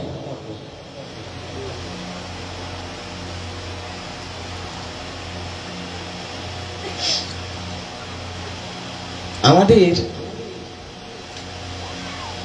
যারা সাধ্য সাধন তত্ত্ববিজ্ঞান নামে একটা গ্রন্থ আছে, এই গ্রন্থ যারা পড়েছেন কিংবা যাদের বাড়িতে আছে, যারা দেখেছেন, তারা পেয়ে যাবেন। সেই গ্রন্থে ভক্তি তত্ত্ব একটা প্রসঙ্গ আছে। প্রসঙ্গের নাম কি ভক্তগণ? ভক্তি তত্ত্ব। সেই ভক্তি তত্ত্বের প্রসঙ্গে এক জায়গায় বলছেন, ন শিষ্যানুবাগ্নিতঃ গ্রন্থান্নাবাভ্যাসেত বাহুন ন ব্যাখ্যামুপাঞ্জিতা নারম্ভানারভেত ক্বচিৎ। এইখানে আমাদের কিছু কিছু বিষয় নিষেধ করেছেন। কি কি বিষয়? যারা প্রকৃত সদ্গুরুদেব, তারা কখনো বহু শিষ্য করবে না। কি করবে না? একটু বলুন সবাই, সবাই বলুন, মায়েরাও একটু বলুন। কি করবে না? বহু শিষ্য করবে না। আচ্ছা, আপনারা বলতে পারেন বহু শিষ্য করলে কি হবে? বাবা, প্রশ্ন আসতে পারে কিনা? কি হয়েছে, এক শ্রী গুরু মহারাজের এত শিষ্য, এত শিষ্য, শিষ্য 20 বছর পরে এসে গুরুদেবের কাছে এসে দণ্ডবোধ করে বলছেন, বাবা ভালো আছেন তো? গুরু মহারাজ চিনতেও পারছেন না। বলে, কে তুমি? তুমি কার শিষ্য, কার আশ্রিত? উনি বলছেন, বাবা 20 বছর পর আপনার সঙ্গে দেখা করছি। তো 20 বছরে অন্তত 5 বারের জন্যেও সেই গুরু মহারাজের সঙ্গে দেখাই হয়নি। 20 বছর আগে দীক্ষা হয়েছে, 20 বছর পরে এসে শিষ্য দণ্ডবোধ করে বলছে, বাবা আপনি কেমন আছেন? গুরুদেবও চিনতে পারছে না। যেই মায়ের অনেকগুলো সন্তান, সেই মায়ের সবগুলো সন্তানকে মানুষ করা কঠিন কিনা? কিন্তু যেই মায়ের একটাই সন্তান, তাকে মানুষ করা বেশি কঠিন কি? এই জন্য যদি শিষ্য কম হয়, তাহলে প্রত্যেককেই শ্রী গুরু মহারাজ নিজে হাতে শাস্ত্র ব্যাখ্যা শেখাতে পারবে, তাই কি না? নিজে হাতে শ্রী গুরু মহারাজ সদাচার শিক্ষা দিতে পারবে। শ্রী গুরুদেব কেবল নামেই গুরুদেব বললেন না, শ্রী গুরু মহারাজের কর্তব্য কি? শিষ্যকে সদাচার শেখানো, শিষ্যকে শাস্ত্র শেখানো, শিষ্যকে যথার্থ ভক্তি শেখানো, আচরণ শেখানো। যে গুরু মহারাজ কেবল দীক্ষা দিয়েই শান্ত হয়ে যায় এবং বছর বছর আর একটু বাড়িতে আসে, দেখুন শ্রী গুরু মহারাজ এখানে এই কথা কিন্তু আমার কথা নয়, এটা সাধ্য সাধন তত্ত্ববিজ্ঞান নামক যে গ্রন্থ, সেই গ্রন্থের ভেতরে পেয়ে যাবেন। আমার প্রপূজ্য শ্রীচরণ শ্রী শ্রীল বিল্বমঙ্গল কাকাশ্রী, তার সঙ্গে আপনারা যারা তার সঙ্গ করেছেন, ধনঞ্জয় দাদাজি আছেন। সেই ধনঞ্জয় দাদা ওই গ্রন্থগুলো নিয়ে আসেন। রাধাকুণ্ডের যে গ্রন্থগুলো আপনার তার কাছে বললেই পেয়ে যাবেন। এই জন্য আমার আপনাদের সবার চরণে একটা অনুরোধ, আপনারা একটু করুণা করে এই সাধ্য সাধন তত্ত্ববিজ্ঞান নামক যে গ্রন্থটা, এটা একটু সংগ্রহ করুন। এটা ধনঞ্জয় দাদার কাছে আপনারা সবাই পেয়ে যাবেন। উনি কাকাজির সঙ্গেই আসেন, কাকাশ্রীর সঙ্গে উনি আসেন। যদি ওনার কাছে যে একটু বলেন যে গ্রন্থ উনি এনেছেন কিনা, উনি প্রত্যেকটা অনুষ্ঠানেই গ্রন্থ নিয়ে যান। একটু সবাই এই গ্রন্থটা যদি একটু সংগ্রহ করতে পারেন, অত্যন্ত উপকৃত হবেন। আমি এটা অত্যন্ত নিশ্চয়তার সঙ্গে আপনাদের বলতে পারি, খুব উপকৃত হবেন। এই গ্রন্থে এত গুরুত্বপূর্ণ বিষয়গুলো উল্লেখ করা আছে, যেগুলো আমাদের ভক্তি রাজ্যে অত্যন্ত সাহায্য করবে। তো সেই গ্রন্থ থেকে আমি বলছি কথাগুলো। তো প্রথম নাম্বার যেই কথাটা, সেটা হচ্ছে ন শিষ্যান্ন বাগ্নি তাহা, মেলা শিষ্য করবে না, 1 নাম্বার। 2 নাম্বার কি? গ্রন্থান নাই বা ভ্যাসেদ বহন, অর্থাৎ ভক্তি বিরুদ্ধ গ্রন্থ অধ্যয়ন করা অনুচিত। এই গেল 2 নাম্বার। 3 নাম্বার কি বলছেন? ন ব্যাখ্যা মোপাঞ্জিত। এটার মানে কি?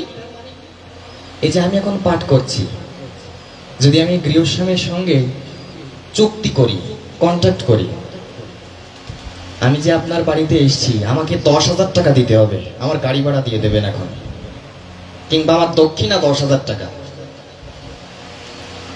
আরে বাবা, 10,000 টাকা এখন কোনো পাঠক পাওয়া যায় নাকি? ভ্যানে করে আসবে, মোটরসাইকেল করে আসবে।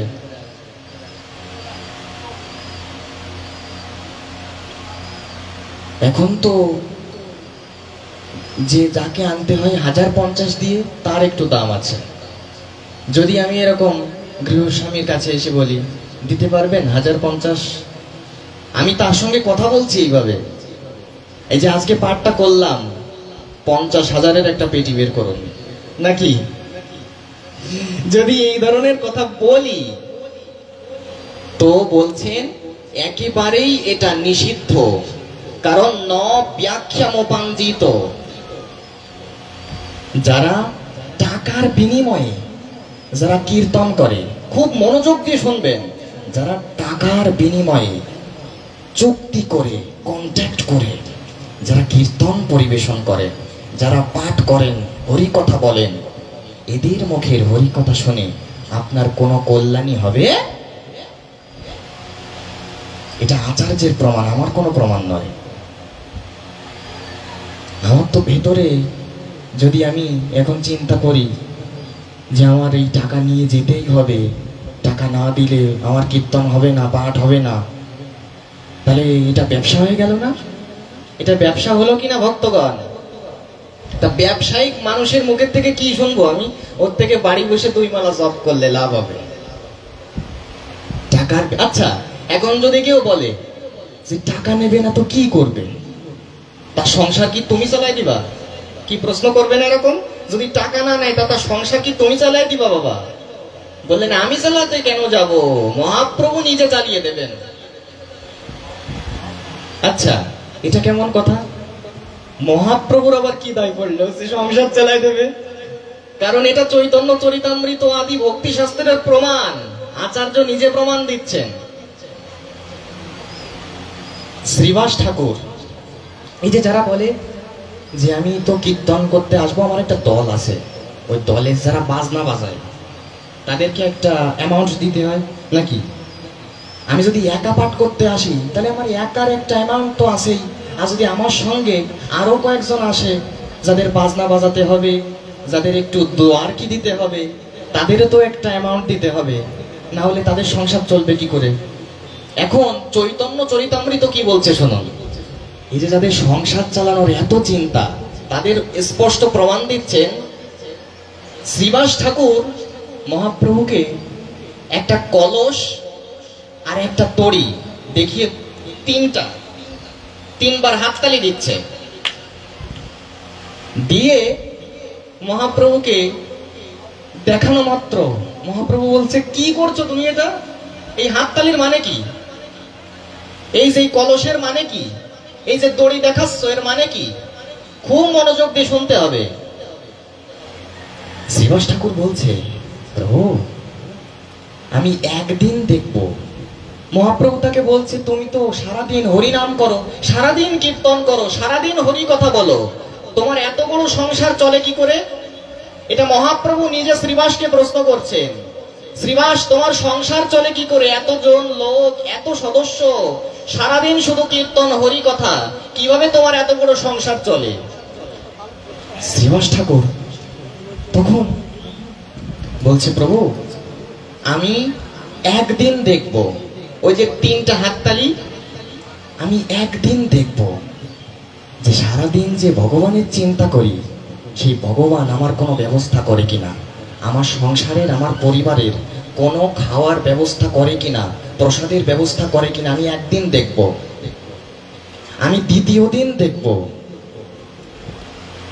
এবং 3য় দিনও দেখব। যদি 3 দিনের দিনও যদি কৃষ্ণ, যদি ভগবান আমার পরিবারের প্রসাদের ব্যবস্থা না করে, আমার সংসার না চালাতে পারে, তাহলে ওই যে কলস দেখছো, ওই যে দড়ি দেখছো, আমি ওই কলসে দড়ি বেঁধে ওই গঙ্গায় জাপ দিয়ে আমি আত্মহত্যা করে ফেলব।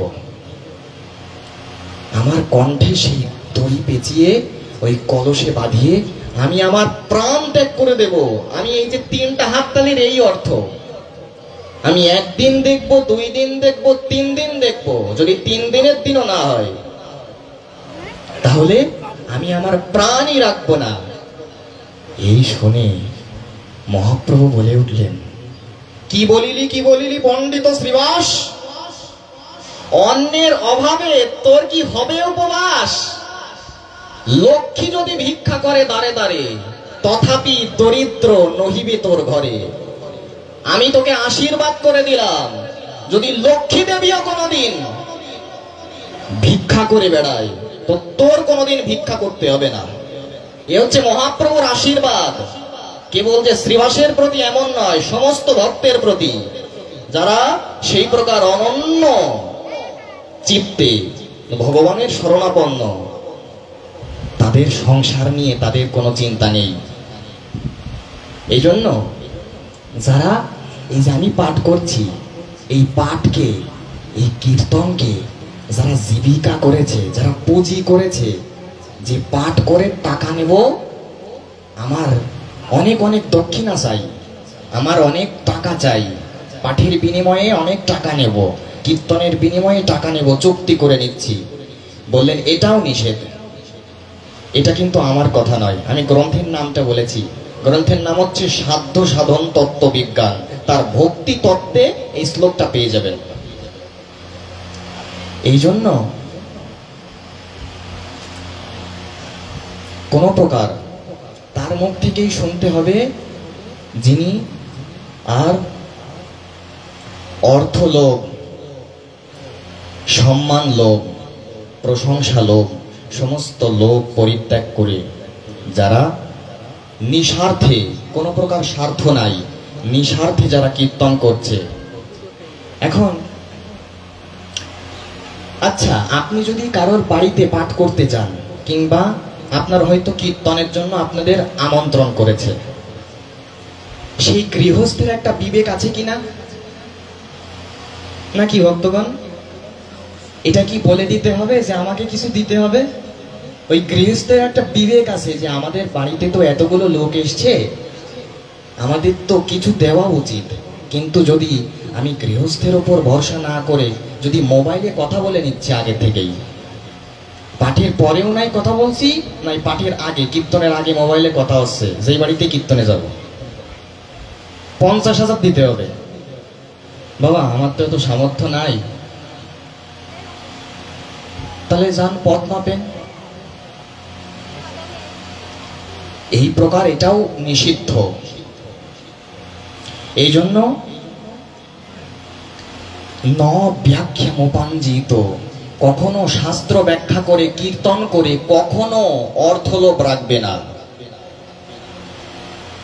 এই যে দাসকে দেখছেন, এই যে সমস্ত, এই যে যতগুলো দোষের কথা বললাম, যতগুলো অনৈতিক কার্যের কথা বললাম, যতগুলো অবৈধ কার্যের কথা বললাম, সবগুলো এ দাসের মধ্যে আছে। তথাপিও কেন বলছি, আপনাদের সঙ্গ সান্নিধ্যে আপনারা তো পবিত্র, আপনারা তো পতিত পাবন, আপনাদের নিকটে আমার ন্যায় পতিত, পতিত পাবন হতেই এসেছে। আপনারা এতটা দয়ালু, এতটা করুণা পূর্ণ যে আপনারা মানুষের হাতে পায়ে ধরে মানুষকে বলছেন যে একবার হরি বলো, একবার গৌর বলো, একবার জয় নিতাই বলো, একবার অন্তত জয় রাধি বলো। আপনারা এত পতিত পাবন, আপনাদের নিকট, আপনাদের চরণে এসেছি যেন আমিও একটু পবিত্র, নিজের স্বভাব, নিজের চরিত্রকে শুদ্ধ করতে পারি। এজন্যই আপনাদের মাঝে কথাগুলো বলা, যদ্যপি এই কথাগুলো আমার মুখে শোভা পায় না, তথাপিও আপনারা আজ্ঞা দিয়েছেন, আপনারা সাহস দিয়েছেন, এজন্য এই যিনি এই শাস্ত্র সিদ্ধান্ত বলার সুযোগ এ দাস পেল। এজন্য এই বিষয়গুলো অত্যন্ত মনোযোগে রাখতে হবে। তো আমরা ছিলাম ভক্তি তত্ত্বে, এই ভক্তি তত্ত্বের এই প্রসঙ্গটা দেখুন, আমাদের শাস্ত্রে যেভাবে ভক্তির কথা বলা হয়েছে ঠিক সেইভাবেই আমাদের ভক্তির আচরণ করা উচিত, না হলে সেটাকে ভক্তি বলা যাবে না। এই যে যারা ভগবানের সম্মুখে নৃত্য করছেন, ভগবানের সম্মুখে ক্রন্দন করছেন, সাক্ষাৎ ভগবান তাদের নিকট বশীভূত হয়ে যান, কারণ তিনি তো ভক্তি বশ পুরুষ। এটা আদি পুরাণের কথা, আদি পুরাণে এই প্রমাণ দেওয়া আছে। নর্তয়ন্তি মম সন্নিধৌ কীর্তয়ন্তি মম সন্নিধৌ তেষাম ইদম বপ্রেমিতে সত্যাম তেষাম अहम परिक्रीता जनार्दनः रुदन्ति मम सन्निधौ कीर्तयन्ति मम सन्निधौ तेषामहं परिक्रीतो नान्यक्रीतो तेन चार्जुनः जनार्दनः। ভগবানের সম্মুখে ক্রন্দন করলে। আচ্ছা, ভাগবতে একটা জায়গায় ষষ্ঠ স্কন্ধে 16 অধ্যায়ে 34 সংখ্যক শ্লোকে এবং 44 সংখ্যক শ্লোক দুটো খুব গুরুত্বপূর্ণ। সেইখানে বলছে যে ভগবানের অনেকগুলো নামের মধ্যে একটা নাম হচ্ছে অজিত। নামটা কি বললাম? অজিত। অজিত মানে যাকে কেউ কখনো জয় করতে পারে না। কিন্তু ভাগবত আমাদের প্রমাণ দিচ্ছেন। কি প্রমাণ? অজিতাজিতাহ সমমতিভি সাধুবীর ভবান জিতাত্মভীর ভবতা বিজিতাস্তেপি চ ভজতাম কামাত্মানাম ইয়ো আত্মদয়তি করুণাঃ। বললেন সেই ঈশ্বরকে কেউ কখনো জয় করতে পারে না, কিন্তু এখানে একটা কথা থেকে গেছে। সাক্ষাৎ ভগবত প্রমাণ দিলেন ভগবানের নাম অজিত হতে পারে, কিন্তু তিনি একমাত্র তার ভক্তের কাছে পরাভূত, একমাত্র তার ভক্তের কাছে পরাস্ত। তিনি তার ভক্তের কাছে হেরে যান। সেই প্রকার। আচ্ছা, কোন ভক্তের কাছে হেরে যান? এই যে যেই যোগ্যতার কথা বললাম কয়েকটা, কোনো টাকা পয়সার লেনদেন নেই, সেটা পাঠ হোক কীর্তন হোক, কোনো প্রকার টাকা পয়সার লেনদেন নেই, কোনো লোভ নাই মনে, আচরণশীল, শাস্ত্রনিষ্ঠ, দৈন্য সিদ্ধ, বৈষ্ণবানুরাগী, অপরাধ বর্জিত, অপরাধ শূন্য, সেই রকম ভক্তের কাছে গোবিন্দ পরাভূত, পরাস্ত। এটা ভাগবতের প্রমাণ। দেখুন, ভগবানের দর্শনের দ্বারা এই যে এত গরমের মধ্যেও আপনারা যে এত কষ্ট করে, আমি যে এতটা নিজেকে যে কোন বিশেষণ দিলে, যে বিশেষণই দিই না কেন বড় কম হয়ে যাবে। এই নরাধম যে নিজে এরকম ফ্যানের বাতাস খাচ্ছে আর আপনাদের এইভাবে কষ্টে বসিয়ে রেখেছে, এই যে এত গরমের মধ্যে আপনারা বসে বসে পাঠ শুনছেন, শাস্ত্রের কথা শুনছেন। কথাগুলো তো আমার নয়, আমার কথা শুনছেন না, শুনছেন শাস্ত্রের কথা। আমি কেবল মাধ্যম মাত্র। এই যে এত কষ্ট করে শাস্ত্রের কথা শুনছেন, এর দ্বারা যে আমাদের কল্যাণ হবে, এতে বিচিত্র কি? কারণ এটা ভাগবত প্রমাণ দিচ্ছে। ষষ্ঠ স্কন্ধ অধ্যায় নাম্বার 16 শ্লোক নাম্বার 44 বললেন, নহি ভগবান্না ঘটিতমিদম ত্বাদ দর্শনান্দ্রেণমখিল পাপক্ষয়ঃ সাকৃত ইয়াৎ শ্রবণাৎ পুলকশকোপি বিমোচ্যতে সংসারাৎ। কি অপার মহিমা! বললেন যে ভগবান, তোমাকে একবার মাত্র যদি কেউ দর্শন করে, তাহলে তৎক্ষণাৎ তার সমস্ত পাপ থেকে সে মুক্ত হয়ে যায়। আর তোমার কথা যারা শ্রবণ করছে, তাদেরও সমস্ত পাপ থেকে যে তারা মুক্ত হয়ে যাবে। এই যে ভগবান কিন্তু আপনাদের সবার দিকে লক্ষ্য রেখেছে, সবার দিকে। আজকে আপনারা যারা যারা এখানে এত কষ্ট করে গরমের মধ্যে এত মনোযোগ দিয়ে তার কথা শুনছেন, ভগবান সবার প্রতি এত প্রসন্ন হবেন। শাস্ত্র বলছেন এই কথা। ভগবান সবার প্রতি মনোযোগ রেখেছেন যে এখানে যারা যারা আছেন তারা এত কষ্ট করে আমার কথা শুনছে, আর আমি তাদের কৃপা করব না? যদি এত কষ্ট করার পরেও আমি তাদের করুণা না করি, তাহলে আমি তো নিষ্ঠুর হয়ে যাব। শ্রী রাধে পাঠের মধ্যে, মা এগুলো করার দরকার নাই, পরে করুন, শেষে দিয়ে, এখন দরকার নাই, কারণ এগুলো করলে পাঠের খুব বিঘ্ন হয়, এটা অপরাধ।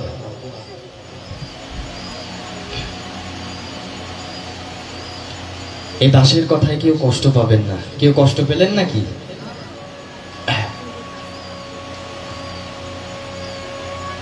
দেখুন, মানে এই ব্যাসাসন যেখানে আমি বসে কথাগুলো বলছি, এটা তো ব্যাসাসন।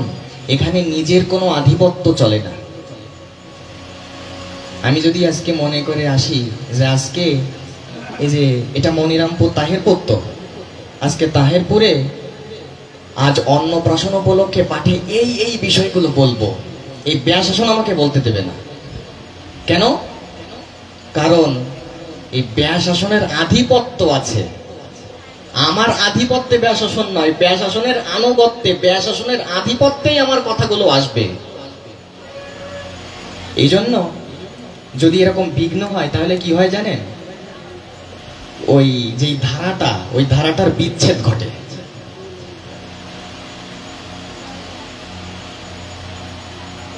তো যাই হোক, এটা আমারই দোষ যে আমি আমার মনোসংযোগ করতে পারি না। আমারই দোষ, আপনাদের কোনো সমস্যা অসুবিধা নাই।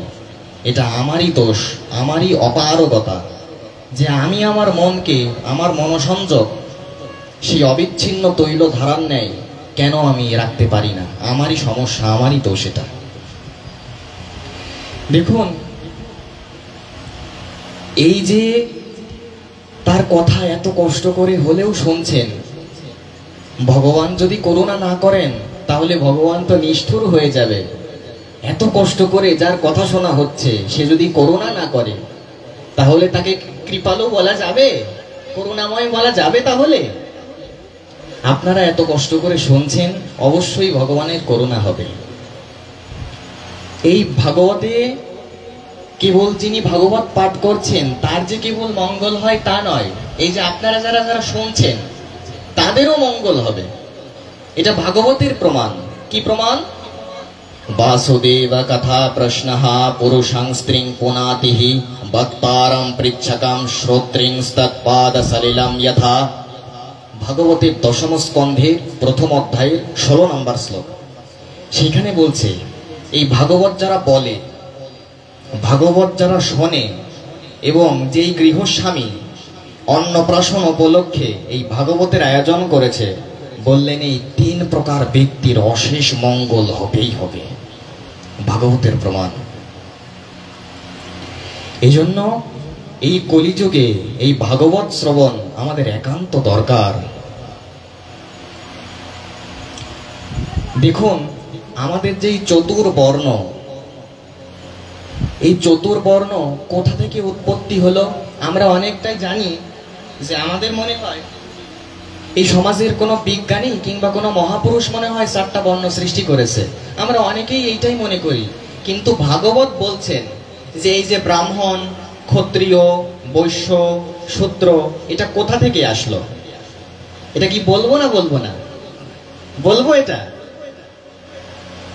এটা ভাগবতের প্রমাণ। ভাগবতের 11 স্কন্ধের 5ম অধ্যায় 2 এবং 3 নম্বর শ্লোকে এই 4টা বর্ণের উৎপত্তি কোথা থেকে হলো সেই প্রমাণটা দিয়েছেন। বলছেন যে পুরুষাস্ত্রা মুখ বাহুর পদভ্যো পুরুষাস্যাশ্রমাই সাহা গুণৈর বিপ্রা দয়া পৃথক येषां पुरुषां साक्षादात्मा प्रभवमीश्वरं साक्षादात्मा प्रभवमीश्वरम। এখানে এই 4টা বর্ণের উৎপত্তি কোন জায়গা থেকে হলো এই প্রমাণটা দেওয়া হয়েছে। বললেন ব্রাহ্মণের উৎপত্তি হচ্ছে সেই ভগবানের মুখ থেকে। কোন জায়গা থেকে ব্রাহ্মণের উৎপত্তি? সবাই একটু কথা বলুন। ও ভাই, 1-2 জন বললে কি আনন্দ হয়? সবাই একটু বলুন, কোথা থেকে? মুখ থেকে। ক্ষত্রিয়ের জন্ম হয়েছে ভগবানের বাহু থেকে। কোন জায়গা থেকে? বাহু থেকে। বৈশ্যের জন্ম হয়েছে ভগবানের জঙ্ঘা থেকে, এবং শূদ্রের জন্ম হয়েছে ভগবানের চরণ থেকে। এটা ভাগবতের প্রমাণ। আচ্ছা, অনেক সময় শূদ্ররা মনে করে আমরা সব থেকে নিকৃষ্ট জাতি, সব থেকে নিম্ন বর্ণের। কিন্তু দেখুন, ব্রাহ্মণ বলুন, ক্ষত্রিয় বলুন, 4টা বর্ণই বলুন, আমরা পবিত্র হই কোন জলে? গঙ্গা জলে কিনা? এই গঙ্গা জলের উৎপত্তি কোন জায়গায় থেকে? সেই ভগবানের চরণ কমল থেকে। তার মানে চিন্তা করে দেখুন, যদি সেই ভগবানের চরণ কমল থেকেই সেই গঙ্গা দেবীর উৎপত্তি হয়ে থাকে, সেই একই চরণ থেকে শূদ্রের উৎপত্তি, তাহলে সেই শূদ্রকে ছোট বলা যাবে? এটা ভাগবতের প্রমাণ। এই যে আমাদের 4টা বর্ণ এবং 4টা আশ্রম আছে, ব্রহ্মচর্য, গার্হস্থ, বানপ্রস্থ, আপনারা বলুন আর একটা সন্ন্যাস। এগুলো কোথা থেকে আসলো? বললেন যে এই যে গার্হস্থ বলুন কিংবা ব্রহ্মচর্য বলুন, সন্ন্যাস এসেছে ভগবানের মস্তক থেকে। কোন জায়গা থেকে ভক্তগণ? মস্তক থেকে। সন্ন্যাস বানপ্রস্থ এসেছে ভগবানের বক্ষস্থল থেকে, অর্থাৎ বক্ষ থেকে। কোন জায়গা থেকে? বক্ষ থেকে। সন্ন্যাস বানপ্রস্থ।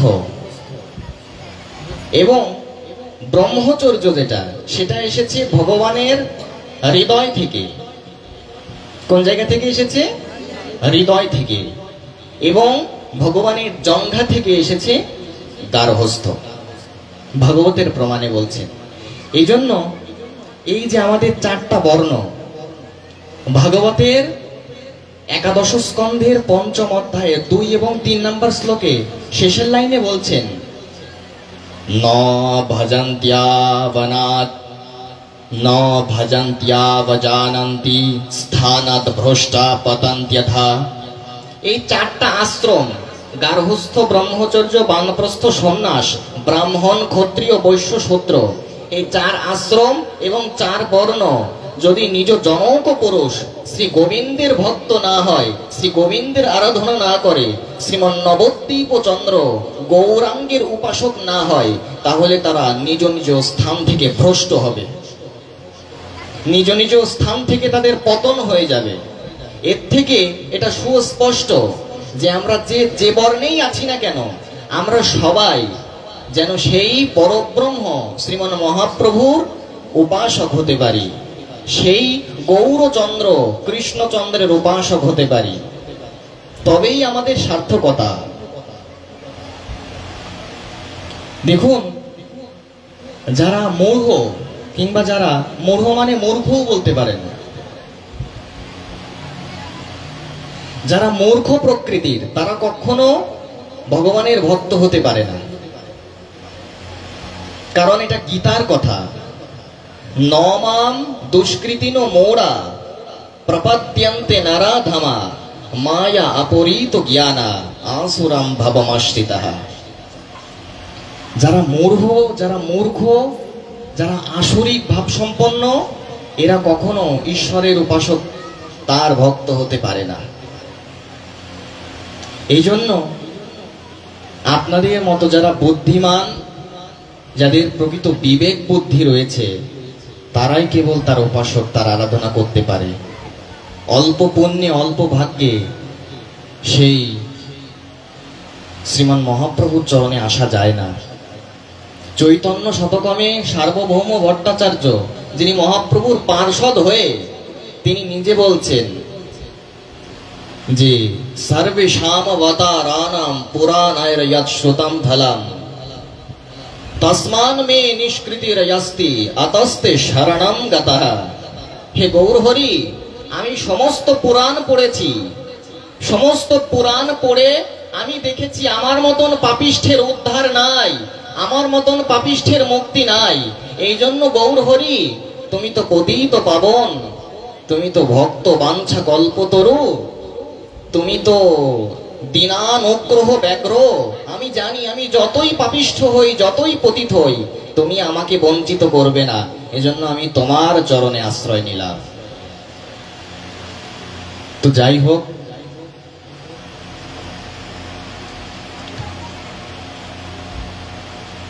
অনেকক্ষণ আপনাদের বসিয়ে অনেক প্রকার অত্যাচার করলাম, অনেক যন্ত্রণা প্রদান করলাম। এতক্ষণ হরিকথার একটা নিবেদন সবার চরণে। দেখুন, এই যে পাঠ শেষ হলে আমি চলে যাব, ভগবানের কথা শুনলে মঙ্গল হয়, এটা সত্য। কিন্তু যদি আমি যেই কথাগুলো শুনলাম ওই কথাগুলো যদি আচরণ না করি, তাহলে কি এটা যথার্থ হলো? এই জন্য এতক্ষণ কথা বলার আমার একটাই সার্থকতা, যে এই যে ভক্তিতত্ত্ব বিষয়ে যে কথাটা বললাম, যে আলোচনা আজকে ভক্তিতত্ত্বের উপরে হলো, সবাই অন্তত বাড়িতে আমাদের সনাতনী মাত্রে শ্রীমদ্ ভাগবত এবং ভগবত গীতা এই দুটো গ্রন্থ আমাদের রাখা উচিত। যারা আমরা সনাতন ধর্মে, প্রত্যেকের বাড়িতে কিছু না থাকুক, শ্রীমদ্ ভাগবত যেটায় 18,000 শ্লোক আছে। আমরা অনেক সময় ভাগবত আর গীতাটা বুঝি না। গীতা কিন্তু আলাদা। গীতা হচ্ছে যেটায় 700 শ্লোক, আর যেটা ভাগবত সেটাই 18,000 শ্লোক। কতগুলো শ্লোক ভক্তগণ? 18,000। তো এই দুটো গ্রন্থ এবং যে সাধ্য সাধন তত্ত্ব বিজ্ঞান, এই তিনটা গ্রন্থ আপনাদের একটু সংগ্রহ করার জন্য আমি বিনীতভাবে অনুরোধ করব। এবং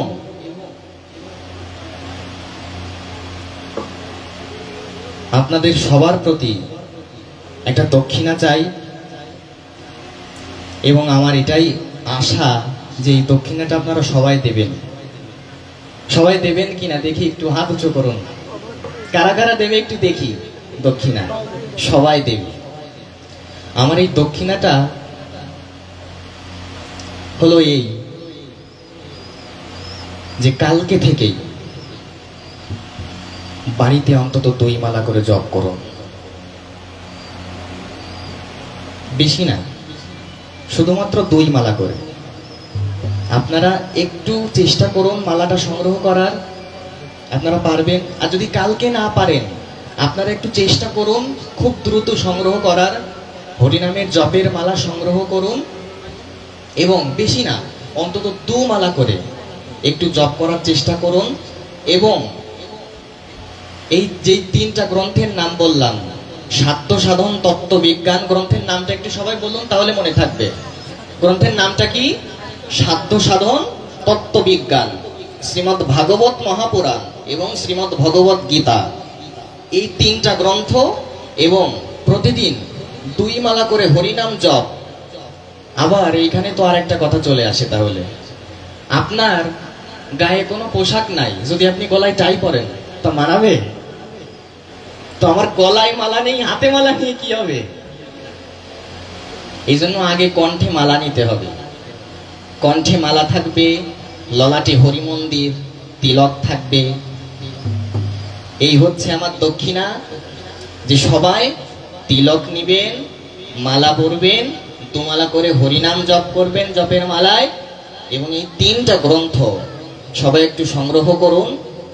এই যে দক্ষিণাটা আমি আপনাদের প্রতি রাখলাম, এই দক্ষিণা আমাকে কে কে দেবেন না একটু হাত তুলুন তো দেখি ভক্তগণ। কে কে দেবেন না একটু হাত তুলুন। আরে বাপ রে বাপ, তার মানে সবাই দেবে। হরি বল।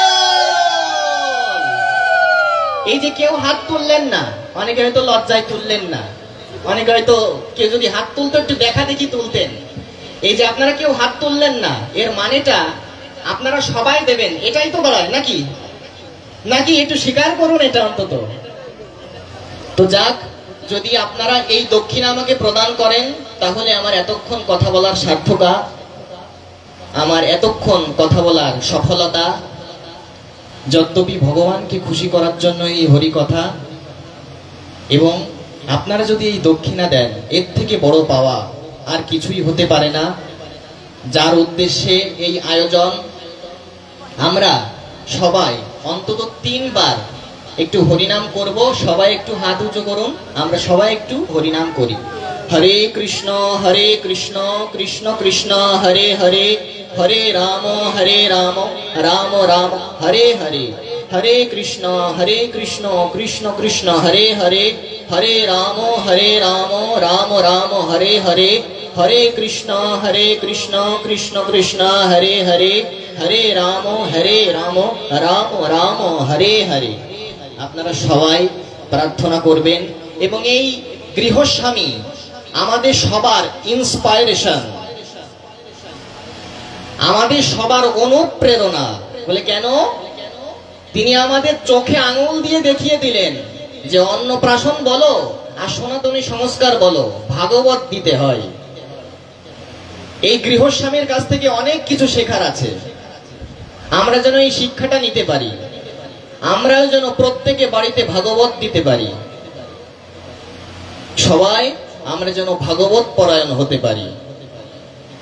এই গৃহস্বামীর প্রভূত কল্যাণ কামনা করে যদি এ দাসের কোনো কথায় কেউ বিন্দু মাত্র কষ্ট পেয়ে থাকেন, আঘাত পেয়ে থাকেন, সন্তান মনে করে আমাকে মার্জনা করুন। সবার চরণে কোটি কোটি বার ক্ষমা প্রার্থনা করছি।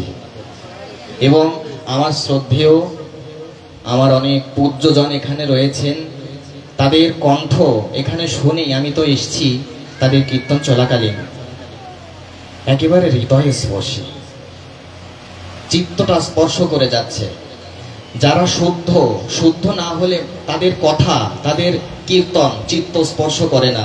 এর থেকেই প্রমাণ যে তারা আচরণশীল। তাদের যে সংকীর্তন তা সত্যি সত্যি অত্যন্ত প্রশংসনীয়। তাদের আশীর্বাদ প্রার্থনা করছি যেন এভাবেই আজীবন তাদের সেবা করে যেতে পারে।